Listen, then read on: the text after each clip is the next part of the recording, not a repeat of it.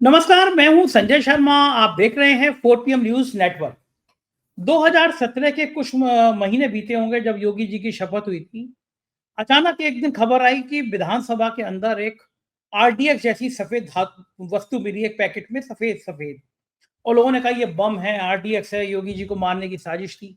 और गोदी गोदी मीडिया शुरू हो गया कि योगी जी फायर ब्रांड मुख्यमंत्री हैं, उनको मारने की साजिश, उनकी सुरक्षा बढ़ानी चाहिए। 2-2 घंटे, 3-3 घंटे प्रोग्राम चलते रहे। लोगों ने कहा ये समाजवादी पार्टी के गुंडों ने रखी है और अब एक एक की तलाशी होनी चाहिए विधानसभा में। जांच के लिए भेज दी गई कि वो आरडीएक्स है, बम है, क्या चीज है। जांच होकर कुछ दिन बाद पता चला कि वो तो चूना था। पुताई कर रहे थे कहीं, तो जो पुताई करते करते रखे थे वो चूना निकला। लेकिन तब तक गोदी मीडिया की कहानियां फैल चुकी थी। ऐसे राज्यसभा में हुआ, अभिषेक मनु सिंघवी की सीट के नीचे से नोटों की गड्डी निकल आई। हाउस में हंगामा चल रहा था अडानी के मुद्दों को लेकर, लेकिन हंगामा कन्वर्ट हो गया कि ये नोटों की गड्डी कांग्रेस के नेताओं के पास कैसी आई।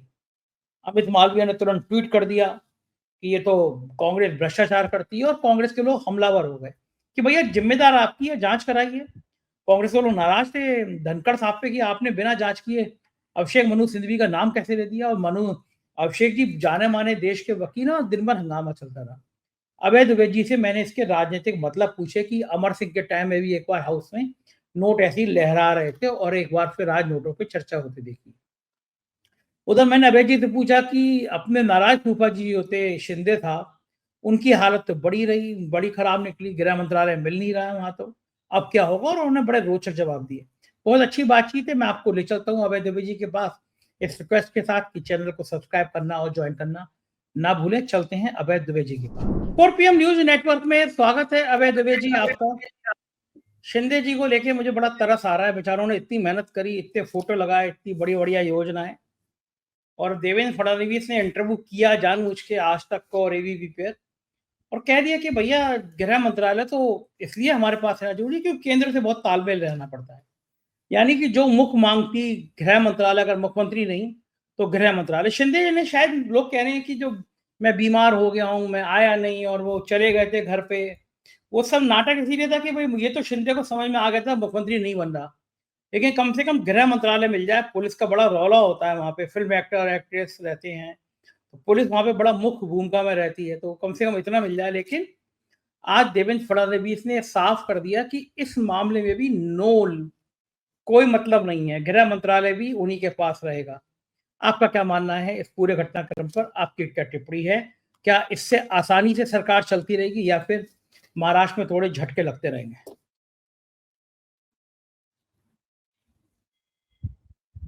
को सुना रहे हैं और एक इसका एक सिलसिला है। आप समझ लीजिए ये तीसरी किस्त है इस कहानी की।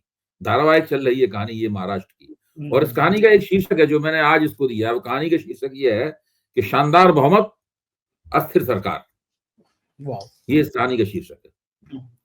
तो शानदार बहुमत, अस्थिर सरकार क्यों है? आपने अभी जो भूमिका रखी सामने, इस भूमिका में ही इसके अस्थिर होने के तथ्य छिपे हुए हैं। छिपे हुए क्या है? साफ तौर पे जो पढ़ना चाहें साफ तौर पे इन तथ्यों को पढ़ सकते हैं। आप जरा सोचिए इस बात को कि आपने एक उप मुख्यमंत्री बनाया है, एक ऐसा उप मुख्यमंत्री जो कि बिल्कुल आखिर तक ये आश्वासन देने के लिए तैयार नहीं था कि वो सरकार में शामिल होने के लिए जा रहा है। जो गृह मंत्रालय वाला मामला है, इससे हम थोड़ा सा दूसरे दौर, इस वार्ता के दूसरे दौर में चर्चा करेंगे। पहला दौर वही है, जरा उस कहानी को फिर से हम लोग दोहराएं और उसमें नए तथ्यों को जोड़ें, तो वो मेरे ख्याल से हमारे दर्शकों के लिए ज्यादा जानकारी पूर्ण होगा और वो भी इस विश्लेषण को समझ पाएंगे। देखिए, 5-5:30 बजे शपथ लेनी थी देवेंद्र फडणवीस को, लेकिन 2:30 बजे तक महाराष्ट्र के राज्यपाल के पास कोई भी सूचना किसी किस्म की नहीं थी, किसी का भी कोई लेटर नहीं था। 2:30 बजे तक राज्यपाल को नहीं पता था कि वास्तव में आज शाम को शपथ होगी या नहीं होगी। बस केवल गोदी मीडिया चला रहा था कि शाम को 5:30 बजे शपथ होना तय है। शपथ के उधर सारे इंतजाम हो गए थे, शामियाना मैंने लग गया था, लोगों को इनविटेशन वगैरह भेज दिए गए थे, लेकिन जो इनविटेशन भेजे गए थे उसमें कहीं भी एकनाथ शिंदे का नाम नहीं था। अच्छा, अब इसमें है क्या कि जब कल उसके एक दिन पहले जब फडणवीस को भाजपा विधायक दल का नेता चुना गया, उसके बाद तीनों अजित पवार, फडणवीस और एकनाथ शिंदे राज्यपाल से मिले और उनको उनको विधायकों की सूची सौंपी और कहा कि हम सरकार बनाने का दावा पेश किया। उन्होंने उसको दावे को स्वीकार कर लिया। उसके बाद में राष्ट्रवादी कांग्रेस ने, अजित पवार की राष्ट्रवादी कांग्रेस ने और एकनाथ शिंदे की शिवसेना ने और भारतीय जनता पार्टी ने, तीनों ने अपने अलग अलग चिट्ठियां कि हम इस सरकार का समर्थन करते हैं, वो भी राज्यपाल को सौंप दी। यानी सरकार बनना बिल्कुल पूरी तरीके से तय हो गया कि महायुति की सरकार बनेगी। लेकिन शिंदे ने ये चिट्ठी आखिर तक राज्यपाल को नहीं सौंपी कि वे फडणवीस को महायुति विधायक दल का नेता मानते। चूंकि ये चिट्ठी राज्यपाल के पास नहीं आई, इसीलिए राज्यपाल ये बिल्कुल कंफर्म अंतिम रूप से ये कहने की स्थिति में नहीं थे कि 5:30 बजे शपथ ग्रहण समारोह होगा या नहीं होगा। आप समझिए, ये चिट्ठी शिंदे की तरफ से, अजित पवार ने सौंप दी थी, शिंदे की तरफ से ये चिट्ठी कि महायुति विधायक दल, तीनों का जो मिला हुआ विधायक दल है, उस विधायक दल के नेता हम देवेंद्र फडणवीस को स्वीकार करते हैं। ये चिट्ठी उन्होंने नहीं सौंपी। यही था उनका सौदेबाजी का सबसे बड़ा हथकंडा, सबसे बड़ा मुकाम, जहां पे वो खड़े होकर सौदेबाजी कर रहे थे। इसके बाद भारतीय जनता पार्टी में फड़फड़ाहट शुरू हुई और देखते देखते टेलीफोन खड़कने शुरू हुए और फिर फडणवीस गए उनके पास, शिंदे के पास, और कहा कि भाई आप उसमें सरकार में शामिल होइए, अगर सरकार में आप शामिल नहीं होंगे तो कोई समन्वय वगैरह नहीं होगा और सरकार का कुछ ठीक से पूरी बात बनेगी नहीं। और इसकी खास बात थी कि आला कमान ने फडणवीस से साफ तौर पे कह दिया था कि बिना शिंदे के ये सरकार नहीं बनेगी, क्योंकि आला कमान को दूरगामी रणनीति भी देखनी है ना, केवल फडणवीस को मुख्यमंत्री बनाना ही उसका उद्देश्य नहीं था, दूरगामी रणनीति भी देखनी है। बृहन, जैसा हमने कल बताया था कि बृहन मुंबई नगर महापालिका बीएनपी का चुनाव भी होना है। उसके बाद में उद्धव ठाकरे से बंबई की नेतागिरी भी छीननी है, जो कि अभी भी उद्धव ठाकरे से नहीं छीनी जा सकी है। फिर जो 124 मराठा विधायक चुन के आए हैं 288 में, उनको भी एक मानसिक तसल्ली देनी है कि भाई आपका नेता, जो नया उभरता हुआ नेता है एकनाथ शिंदे, वो हमारे साथ है। बहुत सारी ऐसी बातें थी जो कि तब तक ये पूरी जिक्सॉ, इसको कहते हैं, ये पूरी पहेली, ये पूरी पजल जो है वो एक अपनी जगह फिट नहीं होती कि जब तक एकनाथ शिंदे इस सरकार में आने के लिए तैयार नहीं हो जाते। एकनाथ शिंदे ने अपनी सौदेबाजी लगातार जारी रखी। जब फडणवीस उनको फोन मिलाते थे तो उसको अपने विधायकों के साथ, अपनी वरिष्ठ विधायकों के साथ में, सावंत वगैरह इसमें शामिल थे, उनके साथ चर्चा में बैठे हुए थे। ये पूरी स्थिति थी। लेकिन बहरहाल विधायकों ने उनसे ये कहा, विधायकों ने कहा कि देखिए, अगर आप उप मुख्यमंत्री नहीं बनेंगे तो संदेश बिल्कुल गलत जाएगा और लोगों की समझ में ये आएगा कि इन्होंने चुनाव मिलकर लड़ा, लेकिन चुनाव के बाद इन लोगों में फूट पड़ गई। जहां तक गृह मंत्रालय का सवाल है, ये शपथ लेने के बाद में ये सब चीजें निपटाई जा सकती हैं और बातचीत की जा सकती है, सौदेबाजी की जा सकती है। और आप अगर नहीं शामिल होंगे तो हम में से कोई भी सरकार में शामिल नहीं होगा। आप कितना भी कहते रहे, हम लोग भी सरकार में नहीं आएंगे, आप जाएंगे तभी हम लोग सरकार में जाएंगे। तो ये सब पूरी बातचीत होने के बाद में फिर शिंदे को भी लगा कि अब उन्हें सरकार में शामिल हो जाना चाहिए। अगर वो सरकार में शामिल नहीं होंगे तो अभी तक की जो सारी कोशिशें हैं वो दरअसल कोशिशें ही बेकार हो जाएंगी। ठीक है, भाजपा की सरकार बन जाएगी अजित पवार के साथ, भाजपा सरकार बना ही लेगी अजित पवार के साथ में। तो इतना खींचने के बाद में फिर 2:30 बजे के बाद राज्यपाल के पास वो चिट्ठी गई। उसके बाद शपथ ग्रहण समारोह तय हुआ। अब आइए, आप समझ सकते हैं कि पूरी प्रक्रिया किस तरीके से चली। इसका जो रहस्य रोमांच है वो बिल्कुल सामने रखने की जरूरत थी। इसके बाद में अब आइए गृह मंत्रालय के ऊपर। देखिए, गृह मंत्रालय तो भारतीय जनता पार्टी एकनाथ शिंदे को नहीं देगी। बिल्कुल सीधी सी बात है, पुलिस सरकार के हाथ में होनी चाहिए, पुलिस मुख्यमंत्री के हाथ में होनी चाहिए या मुख्यमंत्री के विश्वस्त व्यक्ति के हाथ में होना चाहिए। और एकनाथ शिंदे न भारतीय जनता पार्टी के विश्वस्त हैं और न ही देवेंद्र फडणवीस के विश्वस्त हैं। वो बिल्कुल तय है पहले से, उनको कोई मंत्रालय मिले कोई ना मिले, वो एक पैरेलल गवर्नमेंट चलाने के लिए जा रहे हैं।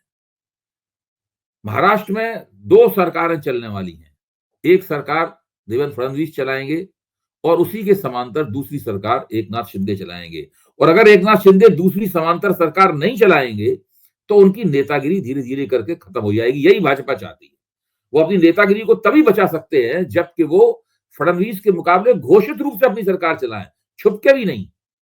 ऐसा भी नहीं कि सामने फडणवीस की ठकुर सुवाती करते रहे और पीठ पीछे सरकार चलाए, ऐसे भी नहीं।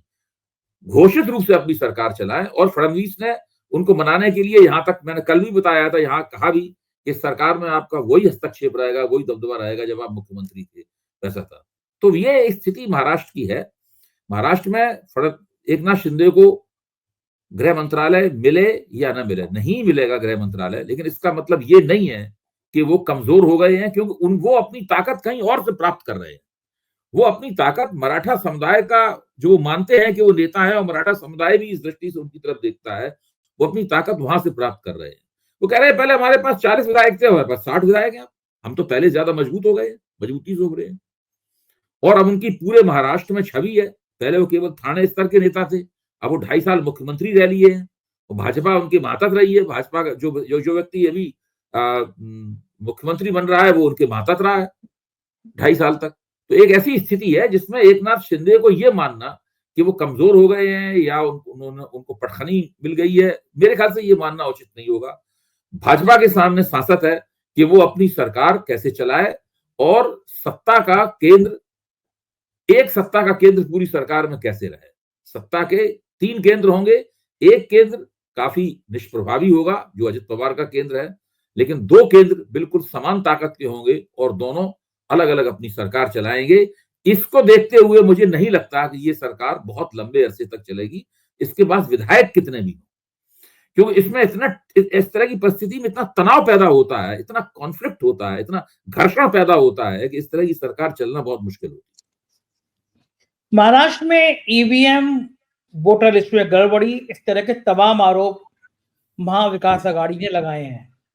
कांग्रेस ने मुखर होकर कहा है, क्या एक संभावना ये भी बन सकती है कि महाविकास आघाड़ी के सभी विधायक इस्तीफा दे दें, ये कहें कि ये चुनाव ईमानदारी से नहीं हुआ है? आज सोशल मीडिया पे ऐसी खबरें तैरती रही, क्या ये संभव है? दे सकते हैं वो? देखिए, जो भारत के जो जो गैर भाजपा विपक्ष है, अगर मेरी राय अगर आप पूछें, मेरा आकलन पूछें, तो मैं कहूंगा अभी गैर भाजपा विपक्ष में ये हिम्मत नहीं पैदा हो पाई है। ये काम वैसे भी केवल 2 बार हुआ है भारत के चुनावी इतिहास में। एक बार शायद 1971 में, जब सिद्धार्थ शंकर रे के नेतृत्व में कांग्रेस ने जबरदस्त रूप से रैगिंग की थी, और उस वक्त सब ज्यादातर वही लोग जीत के आ गए थे, तो वाम मोर्चे के लोगों ने कहा था कि हम सबको इस्तीफा देते हैं, हम नहीं, विधानसभा में नहीं बैठेंगे। मतलब वो एक वो था मामला।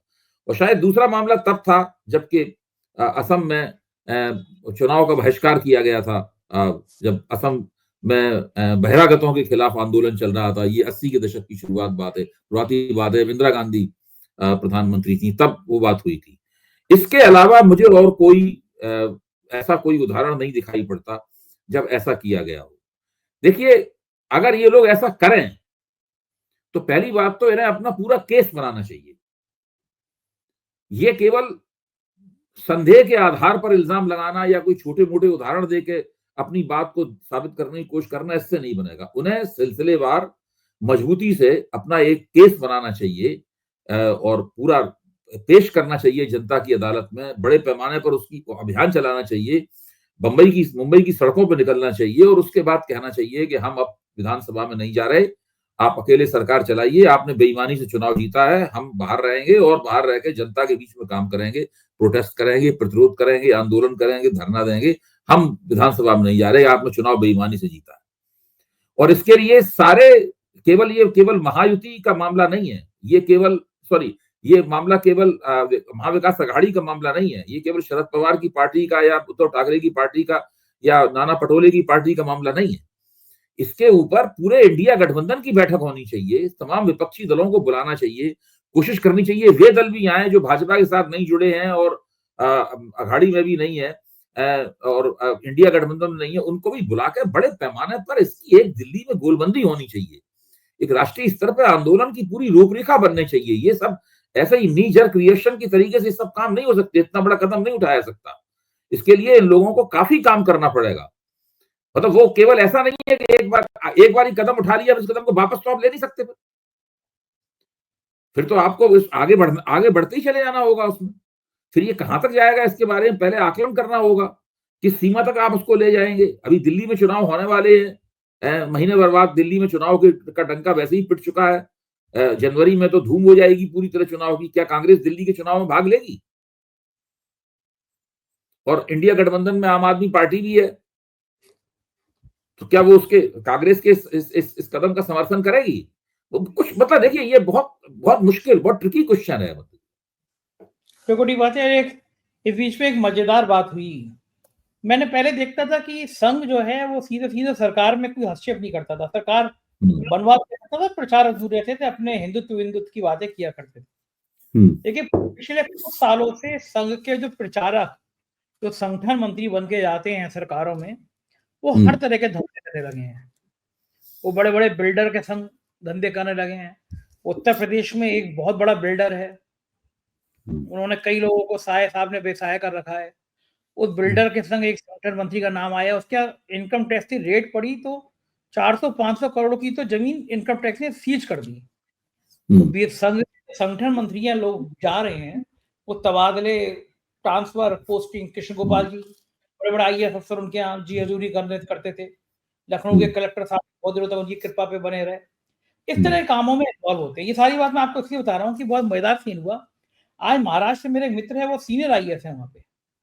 उनका फोन आया मेरे पास, बोले संजय जी आपके तो नागपुर में पत्रकार भी हैं, कोई संघ कार्यालय से कोई रिश्ता निकल सकता है नागपुर में? मैंने क्या हो गया? बोले कि अब महाराष्ट्र में जो ट्रांसफर पोस्टिंग होंगी अच्छी, वो RSS के कहने पे होंगी। देवेंद्र फडणवीस बिल्कुल RSS का प्रोडक्ट है। ये महाराष्ट्र की ब्यूरोक्रेसी में चर्चा हो गई। RSS के प्रचारक को पकड़ लो, RSS के नागपुर मुख्यालय को पकड़ लो। तो क्या लगता है कि संघ चलाएगा महाराष्ट्र? भाई आपने तो एक ऐसा सवाल छेड़ दिया है जिसके ऊपर निकट भविष्य में चर्चा होने वाली थी, लेकिन आपने चर्चा शुरू कर दी। देखिए अभी तक क्या होता था कि नरेंद्र मोदी की सरकार थी, भारतीय जनता पार्टी की, और नरेंद्र मोदी की सरकार थी केंद्र में, और उस सरकार ने राष्ट्रीय स्वयंसेवक संघ का सरकार में कितना हस्तक्षेप होगा इसकी सीमाएं तय कर रखी थी,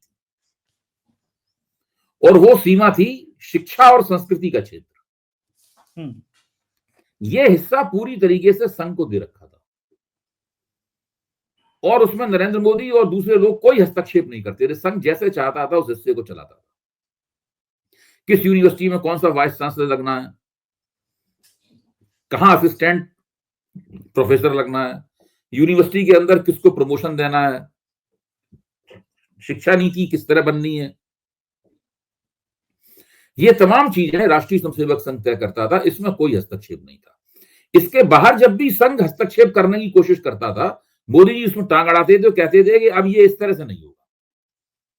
मुझे अच्छी तरीके से याद है कि बिहार चुनाव के बाद में संघ ने कहा कि सरकार और संघ में कुछ अधिक समन्वय होना चाहिए। मोदी ने साफ कहा कि आप पार्टी के साथ समन्वय कीजिए, सरकार के साथ आपका समन्वय नहीं होगा, जितना होना था वो हो चुका। तो मोदी जी उसको वहीं पर एम्बार्गो लगा देते थे, रोक देते थे। उसके बाद हो गई मोदी जी की जिंदगी की सबसे बड़ी दुर्घटना, 4 जून को उनका बहुमत चला गया। तो वो जो उनका बहुमत गया, उसके बाद से संघ ने अपने पांव पसारने शुरू किए, और उसने अब पूरे सरकार को अपने दायरे में ले लिया है। देखिए अब महाराष्ट्र में देवेंद्र फडणवीस को जिस तरीके से मुख्यमंत्री बनाया गया, उसमें भी संघ की जबरदस्त भूमिका है, प्रभावी और निर्णायक भूमिका। और ये बात बिल्कुल सही है कि फडणवीस संघ के व्यक्ति हैं, पारिवारिक रूप से संघ के जुड़े हुए हैं, और संघ के प्रति ही जब वो चुनाव से पहले भी और चुनाव के बाद लगातार वो नागपुर के ही हैं, वो संघ में मिलकर सब लोगों से मिलते रहे, और चुनाव खत्म होने के बाद तुरंत बाद वो मिले, परिणामों के बाद भी मिले। ये लगातार इस तरह की प्रक्रिया चलती रही। इसलिए ये आकलन करना काफी हद तक सही है कि अब महाराष्ट्र में भाई साहब लोगों की बनेगी।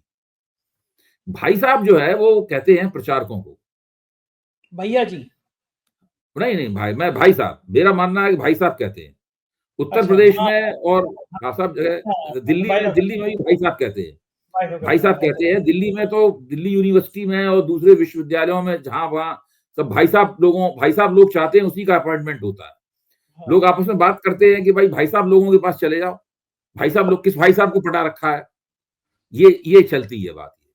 अच्छा, हमने वो जमाना भी देखा है जबकि भारतीय जनता पार्टी की तरफ से किसको टिकट मिलेगा, इसमें जिले का जो कार्यवाह होता था, जिले का जो संघ का कार्यवाह होता था, उसकी बड़ी प्रमुख भूमिका होती थी और वो बहुत पृष्ठभूमि में रहता था, लोग सक्रिय होकर सामने नहीं आता था, लेकिन उसका एक महत्व होता था, लोग उसके इर्द गिर्द घूमते थे और उसको प्रभावित करने की कोशिश करते थे कि अगर वो सिफारिश कर देंगे तो हमें टिकट मिल जाएगा। फिर भी जितनी भी उसकी गतिविधियां होती थी उसका हस्तक्षेप होता था, पृष्ठभूमि में रह के होता था। अब हरियाणा चुनाव में और महाराष्ट्र चुनाव में ये पृष्ठभूमि जो है वो अग्रभूमि में आ गई। संघ अब खुलकर एक राजनीतिक दल की तरह आचरण करने लगा है। अब संघ के स्वयंसेवक भाजपा को, पहले संघ के स्वयंसेवक भाजपा को कर्ज में दिए जाते थे, लोन दिए जाते थे। नरेंद्र मोदी से लेके, लालकृष्ण आडवाणी से लेके, अटल बिहारी वाजपेयी से लेके और देवेंद्र फडणवीस तक और नितिन गडकरी तक सारे लोग भाजपा के प्रचारक, संघ के प्रचारक हैं जो भाजपा को कर्ज में दिए गए हैं। तकनीकी रूप से संघ अपना कर्ज वापस मांग सकता है कभी, हालांकि ये व्यवहारिक रूप से संभव नहीं है, लेकिन तकनीकी स्थिति तो यही है। अगर कहीं कोई खाता है तो खाते में लिखा हुआ है कि भाजपा को ये ऋण दिया गया है, इस ऋण को कभी भी सूद सहित या बिना सूद के वापस मांगा जा सकता है। और संघ दरअसल उस ऋण को अब सूद सहित वापस चाहता भी है और उसका यही मतलब है कि वो पूरी तरीके से हर चीज का राजनीतिक श्रेय लेगा। संघ बाकायदा सरकार चलाएगा और सरकार में रोजमर्रा की गतिविधियों में हस्तक्षेप करेगा। अब जल्दी ही इस बात के अध्ययन और तथ्य भी सामने आ जाएंगे कि दिल्ली में सरकार में अब संघ के अपॉइंटमेंट कितने हैं, महाराष्ट्र में कितने हैं, उत्तर प्रदेश में कितने हैं। पहले तो काफी कम थे, पिछले 10 साल में अटल बिहारी वाजपेयी के जमाने के मुकाबले कम थे। श्यामलाल यादव की इंडियन एक्सप्रेस में रिपोर्ट छपी थी, उसमें सारा जिक्र भी था, तब कितनी संख्या थी, अब कितनी संख्या है। लेकिन जल्दी ही अब ये भी स्पष्ट हो जाएगा कि पहले के मुकाबले संघ किस तरीके से सरकार की गतिविधियों को केंद्र में और राज्यों में नियंत्रित कर रहा है। और महाराष्ट्र में तो ये निश्चित रूप से होने वाला है, क्योंकि महाराष्ट्र की जीत संघ मानता है कि केवल उसी का योगदान है, केवल उसी के दम पे ये जीते हैं चुनाव, वरना जीत ही नहीं सकते थे। हरियाणा में भी उनका कहना था, संघ में, महाराष्ट्र में और भी ज्यादा उसका कहना। ये अब निश्चित रूप से कि उसका हस्तक्षेप लगातार बढ़ता रहेगा। उधर बहुत मजेदार बात हो रही है, राज्यसभा में नोटों की गड्डी मिल रही है। यहाँ लोगों के पास में खाने के पैसे नहीं है, राज्यसभा में नोटों की गड्डी मिल जा रही है। जब 2017 में योगी सरकार बनी थी अभय जी, तो विधानसभा में एक सदस्य की सीट के नीचे सफेद रंग का चूने जैसा पाउडर मिला था। पूरे दिन गोदी मीडिया के चैनल पे 1-1 घंटे प्रोग्राम चले थे कि विधानसभा में आरडीएक्स टाइप की कोई चीज मिली है, विस्फोटक मिला है, योगी को मारने की साजिश की जा रही है। 2-3 घंटे के प्रोग्राम बने थे, योगी की सिक्योरिटी बढ़ा दो, एनएससी दे दो, और सवाल खड़े हुए कि समाजवादी पार्टी के गुंडे लाए हैं, सपा के गुंडों ने विधानसभा में लिया, इनकी तलाशी होनी चाहिए। जांच चला गया फॉरेंसिक लैब में, कुछ जांचा ही पता चला वो चूना था। पेंट हो रहा होगा तो वो चूने को बम बना दिया। खैर, देश में होता रहता है, गणेश जी एक ही दिन में दूध पी लेते हैं पूरे देश में। अभिषेक मनु सिंघवी की सीट के नीचे 500 की नोट गड्डी थी, 500 करोड़ की गड्डी रही होगी। अभिषेक मनु सिंघवी कह रहे हैं कि मैं केवल एक 500 करोड़ लेके आता हूँ जब चलता हूँ। खड़गे जी ने आपत्ति करी, जब तक ये जांच ना हो जाए गड्डी कहां से आई, तब तक सदस्य का नाम नहीं बताना। स्पीकर साहब धनखड़ जी को तो मौका दिया, धनखड़ जी ने तुरंत मनु सिंघवी का नाम ले दिया और फिर दिन भर हंगामा हुआ। मैं आपसे ये जानना चाहता हूं कि आज नोटों की गड्डी मिली है विपक्ष के एक नेता के घर कुर्सी के नीचे से, कल को वहां अफीम और चरस भी मिल सकती है। जो नोटों की गड्डी प्लान कर सकता है वो अफीम और चरस भी प्लान कर सकता है। हाउस में हंगामा हो रहा है अडानी के मुद्दे को लेकर, पूरा दिन अडानी का मुद्दा से हटकर नोटों की गड्डी पे फोकस हो गया और फिर बीजेपी ने हमला करना शुरू कर दिया कि ये विदेशी ताकतों के इशारे पे ये डिस्टर्ब करते हैं। क्या धनखड़ जी को इस तरह नाम लेना चाहिए था, पहला सवाल। दूसरा, ये तो एक बहुत भयंकर साजिश सी नहीं है कि नोटों की गड्डी एक कांग्रेस के एमपी के नीचे रख दी जाए, सीट के नीचे रख दी जाए? देखिए, अगर ये साजिश है तो बड़ी मनोरंजक साजिश है। इस लिहाज से मैं ये कह रहा हूं मनोरंजक है कि जिस व्यक्ति ने गड्डी रखी होगी इस वक्त उस पर कमरे में डांट पड़ रही होगी। जिसने गड्डी रखवाई होगी वो बुला के डांट रहा होगा, तुमसे बड़ा उल्लू कोई है नहीं, तुम्हें वही वाली कुर्सी मिली इस पर अभिषेक मनु सिंघवी भी बैठते थे गड्डी रखने के लिए। मतलब आपने देश के इतने बड़े वकील की कुर्सी के नीचे गड्डी रख दी, वो वकील तो डरेगा नहीं। अभिषेक मनु सिंघवी तो उसका ऐसा जवाब मेरे ख्याल से दे ही दिया होगा, मैंने उनका जवाब अभी सुना नहीं है, उन्होंने छक्के छुड़ा देने वाला जवाब दिया होगा।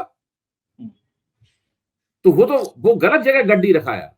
गड्डी किसी ऐसी जगह रखनी चाहिए थी इसमें वो कांग्रेस का जो एमपी था वो घबरा भी जाता थोड़ा। वो बंदा अभिषेक मनु सिंघवी की कुर्सी के नीचे गड्डी रखाया। इसी से ये साजिश समझ लीजिए 90% तो 90% तो साजिश वहीं पे ये फ्लॉप हो गई। मैं इसको केवल एक डाइवर्सरी टैक्टिक्स, केवल पूरे जिसे कहते हैं ना स्पिन देना पूरे मामले को, ताकि पूरी बहस जो है पटरी से उतर जाए, इस बात पे चर्चा हो रही है। इसके अलावा मैं कुछ भी नहीं मानता। इसमें कोई स्वीकार करेगा नहीं हमने गड्डी रखवाई, कोई नहीं पता, ये बात रहस्य के आवरण में ही छिपी रहेगी, गड्डी किसने रखी, गड्डी वहां कैसे प्रकट हुई। अभिषेक मनु सिंघवी के ऊपर तो आरोप लगाया नहीं जा सकता ये। और जो उन्होंने धनखड़ साहब ने, उपराष्ट्रपति ने जो नाम लिया अभिषेक मनु सिंघवी का, तो उस पर उन्हें झिड़कियां भी सुननी पड़ेंगी, और वो इस वक्त सुन ही रहे होंगे बाकायदा। तो मुझे लगता है कि इन चीजों से एक दिन के लिए भले बच गए आप, कि आप अदानी के ऊपर चर्चा होने की बजाय गड्डी पे हो गई, गड्डी पे चर्चा होती रही। इसके अलावा इसका और कोई महत्व तो नहीं है, और ना ही इसका कोई राजनीतिक मतलब है। अच्छा, आपको याद है वो अमर सिंह के टाइम में भी नोटों की गड्डियां लहराई गई थी हाउस? जी, उसको जेल भी जाना पड़ा था अमर सिंह। हाँ, वो पूरी घटना मुझे याद है। वो कुलस्ते साहब थे उसमें, फग्गन सिंह कुलस्ते जी। न्यूक्लियर डील का मामला था। लेकिन गजब है, राजनीति की कहानियां भी कभी कभी बड़ी मनोरंजक होती है। आपने तो अपनी जिंदगी में ऐसी कहानियां बहुत देखी हैं, मतलब बहुत देखी और सुनी है। आपकी किताबों में भी जिक्र है इस तरह की कहानियों का, राजनीति के पहलुओं का। देखिए, ये सब कहानियां अगर अपने जिस वक्त ये कहानियां घटित हुई, अगर उनके संदर्भ में देखा जाए, तो इनका कुछ मतलब समझ में आता है कि ये क्यों किया गया। मुझे लगता है कि ये बहुत, जो गड्डी वाला मामला है, ये बहुत ही बचकाना है, बहुत ही बचकाना है। यानी जो जिसने गड्डी रखी उसको ये भी नहीं पता था कि हमें ठीक से गड्डी रखी कहाँ है। ये साजिश भी है, अगर साजिश ठीक से की नहीं गई है। हाँ, गलती की है, बहुत गलत जगह गड्डी रख दी उसने। हाँ, बिल्कुल ठीक। बहुत बहुत शुक्रिया अभय जी, आपने समय दिया, हमसे बातें करी, थैंक यू। तो ये थे अभय दुबे जी, और पूरी बातचीत सुनकर आपको लगा होगा कि बहुत शानदार बातचीत थी अभय जी की, और बहुत बढ़िया तर्क देते हैं अभय जी। कैसी लगी बातचीत मुझे बताइएगा जरूर। शुक्रिया, थैंक यू।